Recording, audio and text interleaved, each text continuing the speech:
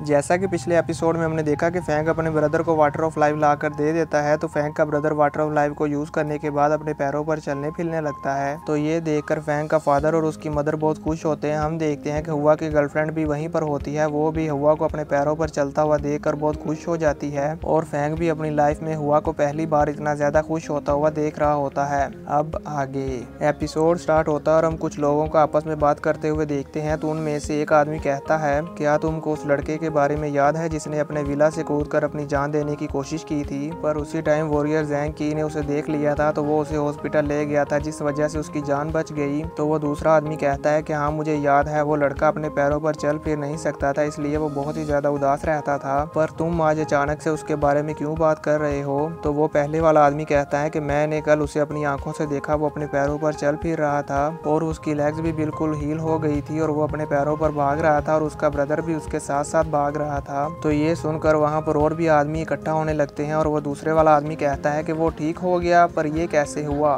तो वो पहले वाला आदमी उन सबको बताता है कि मैंने सुना है लुओ फैंग ने एक बहुत ही ज्यादा प्रीसियस मेडिसिन को बाय किया ताकि वो अपने ब्रदर की लेग्स को क्योर कर पाए, और मुझे ऐसा लगता है कि उसने उसी मेडिसिन को यूज करते हुए अपने ब्रदर की लेग्स को हील किया है, इसीलिए वो आज अपने पैरों पर चल फिर पा रहा था। तभी वहाँ पर एक हैट पहना हुआ आदमी आता है और वो कहता है कि ये तो लुओ फैंग के लिए कुछ भी नहीं है। क्या तुम सब लोगों को इस बारे में नहीं मालूम कि लुओ फैंग हमारी बेस सिटी ऑफ जियांग नान के जिगजियान मार्शल हॉल का यंगेस्ट इंस्पेक्टर है और उसकी पोजीशन प्रेसिडेंट से भी ज्यादा हायर है, यहाँ तक कि मेयर की आर्मी भी उसकी रिस्पेक्ट करती है। उसके अभी के स्टेटस के हिसाब से ऐसा क्या है जो वो नहीं कर सकता। वो देखो लुओ फैंग अपने फाइटर जेट में बैठकर जा रहा है और उसके फाइटर जेट को देखते ही मालूम हो जाता है कि वो स्पेशल फाइटर जेट है और वो 10 बिलियन से भी ज्यादा प्राइस का है। ये सुनकर वहाँ पर मौजूद सारे ही लोग शॉक हो जाते हैं और कहते हैं कि 10 बिलियन से भी ज्यादा प्राइस का फाइटर जेट। और फिर वो हैट वाला आदमी उन सब से कहता है कि अगर तुम्हारा रिलेशनशिप लुओ फैंग के साथ अच्छा है तो फिर तुम्हें तो इसके लिए बहुत खुश होना चाहिए कि हम सब लोगों का घर लुओ फैंग के विला के पास है। जिसके बाद हम देखते हैं कि फैंग अपने फाइटर जेट में बैठकर कहीं जा रहा होता है और वो उन सभी लोगों के ऊपर से गुजरता है।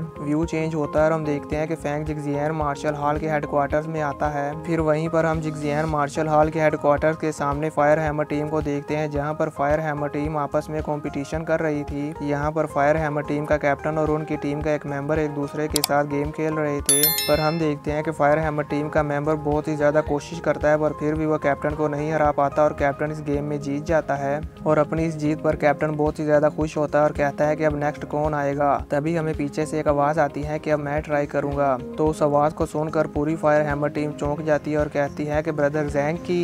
तभी वॉरियर ज़ैंग वहां पर आता है तो फायर हैमर टीम उनके बाजू को बिल्कुल ठीक हुआ देखकर हैरान हो जाती है।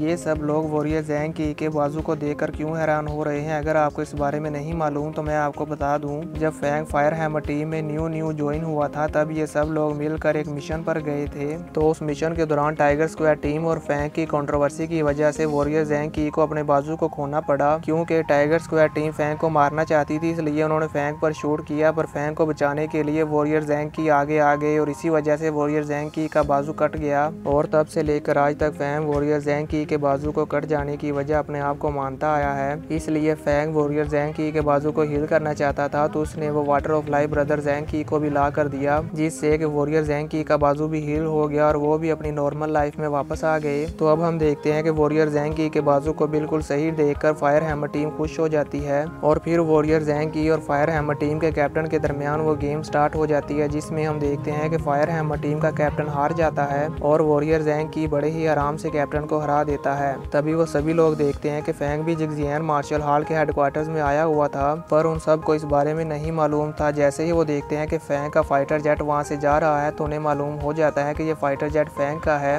और फैंग भी अपने फाइटर जेट के अंदर से वॉरियर ज़ैंग की को देख लेता है और वो पूरी फायर हैमर टीम को एक साथ खुश देखकर खुश हो जाता है। जिसके बाद व्यू चेंज होता है और हम देखते हैं फैंग के विला को, जहाँ पर फैंग अपनी ट्रेनिंग कर रहा होता है और यहाँ पर हम देखते हैं कि फैंग ज्यादा से ज्यादा फ्लाइंग नाइफ को कंट्रोल करने की टेक्निक को प्रैक्टिस कर रहा होता है। और फिर ये प्रैक्टिस कर लेने के बाद फैंग कहता है कि मैंने अपनी प्रैक्टिस को सक्सेसफुली कंप्लीट कर लिया और अब मेरी इन फ्लाइंग नाइफ को कंट्रोल करने की स्पीड 3.2 सेकंड फास्ट हो गई है। जिसके बाद फैंग फ्लेक्स करते हुए कहता है कि गोड्स के कैटलॉग की ट्रेनिंग करना बहुत ही थका देने वाला काम है। अभी तक मैंने सिर्फ 2 स्क्रॉल्स को ही मास्टर किया है और इसमें मुझे पूरे 3 दिन लगे हैं। पता नहीं तीसरे स्क्रॉल को कंप्लीट करने में मुझे मुझे कितना ज़्यादा टाइम लगेगा। लेकिन ये कैटलॉग वाकई बहुत ज़्यादा अच्छे हैं और ये बहुत ही ज़्यादा यूज़फुल है। जिसके बाद फैंग कहता है टोटल 99 कैटलॉग स्क्रॉल्स हैं। इवन के जिस मेंटल मास्टर ने इन स्क्रॉल्स को कंप्लीट करके सबसे हाईएस्ट रिकॉर्ड बनाया है वो भी सिर्फ 18th स्क्रॉल्स को ही कम्प्लीटली प्रैक्टिस कर पाया है। यानी कि वो मेंटल मास्टर जिसके पास सबसे हाईएस्ट रिकॉर्ड है वो सिर्फ 18th स्क्रॉल को ही कंप्लीट कर पाया है, वो भी 99 स्क्रॉल्स में से।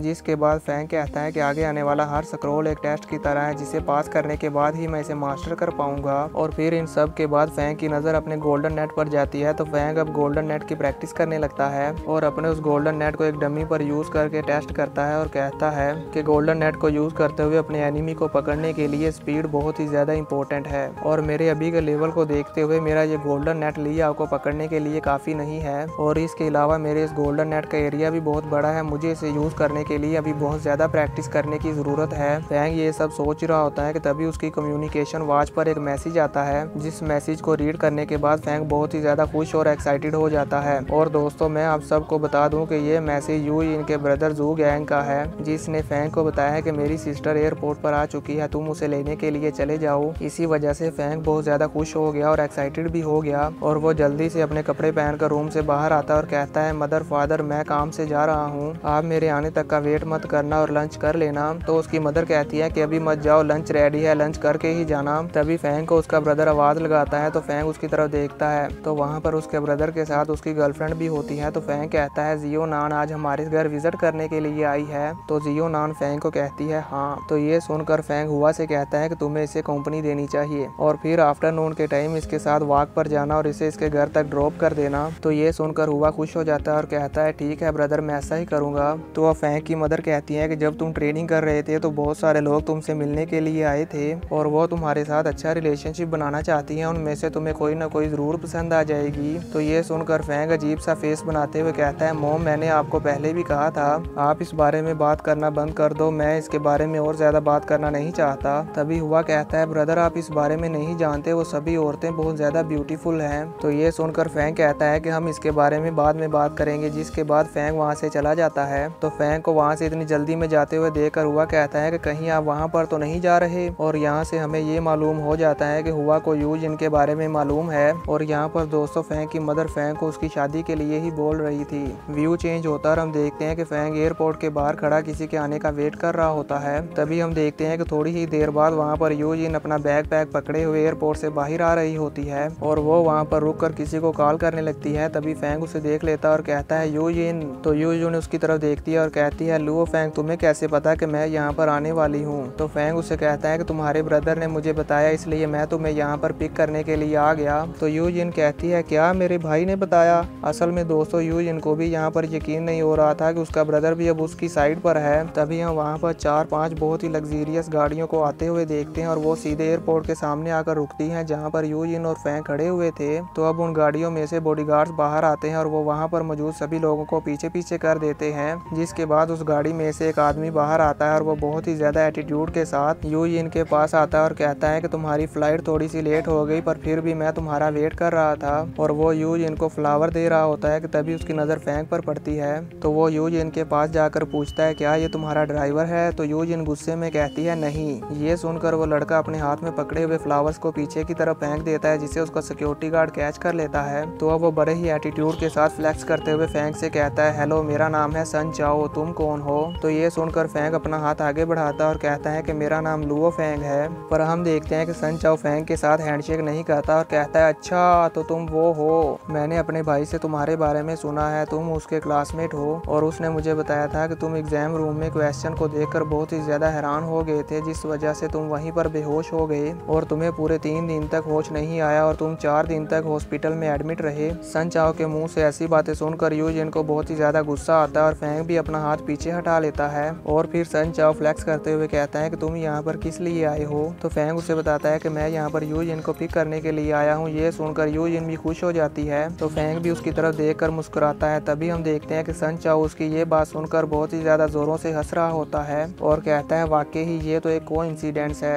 हम दोनों एक साथ यूजिन को पिक करने के लिए आए हैं। तभी वो अपने पास एक रिमोट से एक बटन को क्लिक करता है और हम देखते हैं कि वहाँ पर बहुत ही स्पीड के साथ एक कार आकर यूजिन के पास रुकती है। जिसके बाद सन चाओ यूजिन के पास जाकर कहता है कि ये मैं तुम्हारे लिए गिफ्ट लेकर आया हूँ और ये ड्राइवरलेस सुपर कार है जो कि 10 मिलियन की है। मैं इसे तुम्हारे लिए अमेरिका से बाय कर लाया हूँ और ये लिमिटेड एडिशन कार है, लेकिन इस कार में सिर्फ 2 सीट्स ही हैं। और फिर वो फैंग से कहता है कि मुझे इस बात का बहुत ही अफसोस है, पर तुम हमारे साथ इस कार में बैठकर नहीं जा पाओगे। ये सुनकर यूजिन को गुस्सा आ जाता है और कहती है सन चाओ। तभी वहाँ पीछे से एक आवाज़ आती है, यंगर ब्रदर इन लॉ। ये सुनकर सन चाओ खुश हो जाता है और फैंग के सामने आकर खड़ा हो जाता है। असल में दोस्तों यहाँ पर सन चाओ को ऐसा लग रहा था जैसे कि यूजिन का भाई इसे ही ब्रदर इन लॉ बोल रहा है, पर हम देखते हैं कि यूजिन का ब्रदर सन चाओ के पास से गुजर जाता है और जाकर फैंग से मिलता है और कहता है, यंगर ब्रदर इन लॉ, मुझे तो यकीन नहीं हो रहा कि तुम वाकई ही यहाँ पर आ गए हो। मैं आपको यहाँ पर देखकर बहुत सरप्राइज हो गया। ये सुनकर यूजिन हैरान होते हुए कहती है, ब्रदर ये आप क्या बोल रहे हैं, क्या आपको मालूम भी है? पर जू गैंग यूजिन की बात नहीं सुनता और सन चाओ से कहता है, चलो मैं तुम्हें इस लड़के से इंट्रोड्यूस करवाता हूँ। ये हमारी बेस सिटी ऑफ जियांग नान के जिगजियान मार्शल हॉल का सबसे यंगेस्ट इंस्पेक्टर है। सन चाओ जैसे ही ये बात सुनता है तो वो ये सुनकर बहुत ही ज़्यादा शौक हो जाता है और कहता है, इंस्पेक्टर। और साथ ही साथ जू गैंग उसे बताता है कि ये गॉड ऑफ वार पैलेस में new invincible God of war warrior है। ये सुनकर सन चाओ को बहुत बड़ा झटका लगता है और कहता है, इनविंसिबल गॉड ऑफ वार। ये सब सन चाओ के लिए काफ़ी नहीं था कि तभी जू गैंग कहता है कि ये मेरी सिस्टर के लिए डेस्टिनेटेड था कि वो लुओ फैंग के साथ ही शादी करेगी और ये मेरी सिस्टर का होने वाला हस्बैंड है। ये सुनकर यूजिन और फैंग शर्माने लगते हैं, पर हम देखते हैं कि सन चाओ को इससे बहुत ही बड़ा झटका लगता है और वो अपने पैरों पर खड़ा भी नहीं हो पाता और पीछे की तरफ गिर जाता है। और इसी के साथ ये एपिसोड यहीं पर ख़त्म हो जाता है।